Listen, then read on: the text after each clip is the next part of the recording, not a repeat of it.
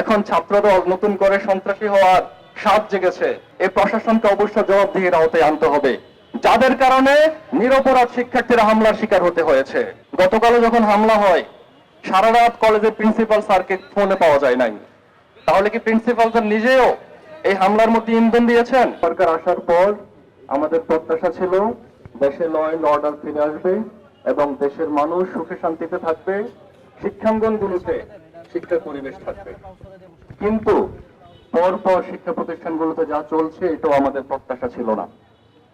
গতকাল ঢাকা পলিটেকনিকে হামলা হওয়ার পর আহত শিক্ষার্থী ভাইদেরকে দেখার জন্য আমরা ঢাকা মেডিকেলে গিয়েছিলাম।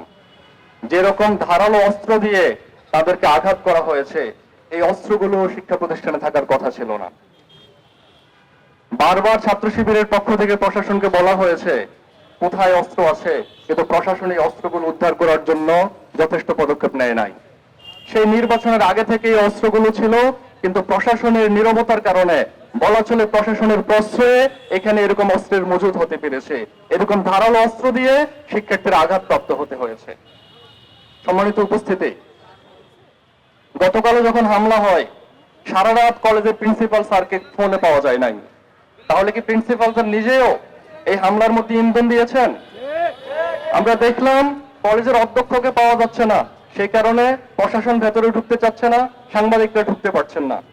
তাহলে কলেজের প্রশাসন ধারাবাহিকভাবে সন্ত্রাসীদেরকে প্রশ্রয় দিচ্ছে।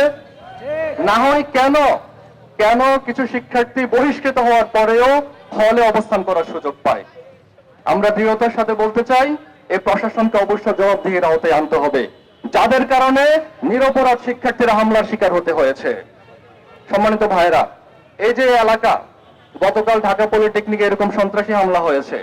কিছুদিন আগে আমরা দেখেছি তেজগাঁও কলেজে ছাত্রদল একজন শিক্ষার্থীকে খুন করেছে। পাশে তিতুমির কলেজ, সেখানে ছাত্রদল অবৈধভাবে হলের সিটগুলো দখল করে রেখেছে। এই এলাকাকে ছাত্রদল সন্ত্রাসের অভয়ারণ্যে পরিণত করছে, কিন্তু প্রশাসন নীরব ভূমিকা পালন করছে। কিন্তু প্রশাসনের নীরব ভূমিকা আমরা দেখতে চাই না। আমরা প্রশাসনের সক্রিয় ভূমিকা দেখতে চাই সন্ত্রাসীদের বিরুদ্ধে। আমরা নতুন সরকারকে বলতে চাই, আপনারা এই সন্ত্রাসীদের বিরুদ্ধে দৃঢ় হন, এই সন্ত্রাসীদের বিরুদ্ধে পদক্ষেপ গ্রহণ করুন।